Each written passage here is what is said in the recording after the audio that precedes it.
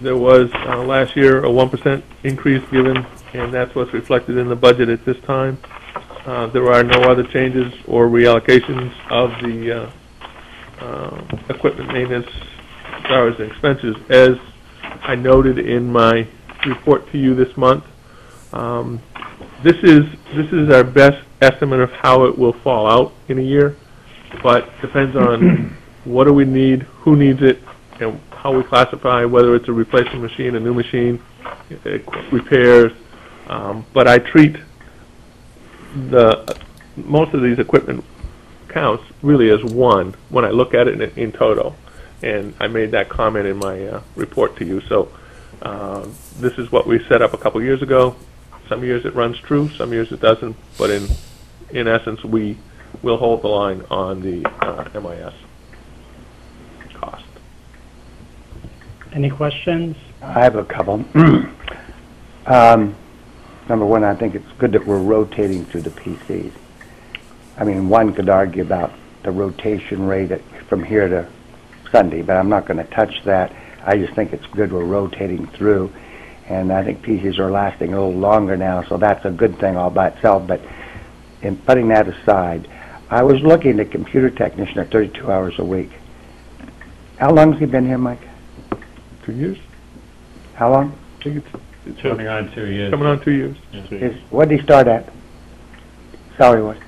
You remember, Fred? I You don't remember, know Mike? off the top of my head. 1% less than that. Oh, he We've got made an I'm sorry to interrupt, but we've made an adjustment that probably is not reflected in this budget. Right, Correct. that is correct. Okay. Okay.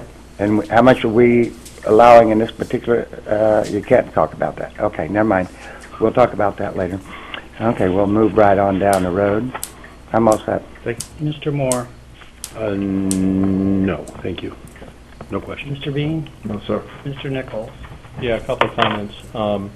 I think that we're running an operation there that's providing a very high level of service at a very low cost.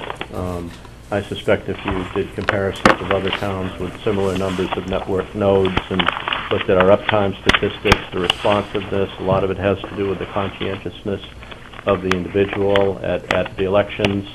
Yesterday I spent an hour with Christopher. My background's in the computer industry, and I was very impressed. He's a young kid and whatever, but I think we did the right thing recently.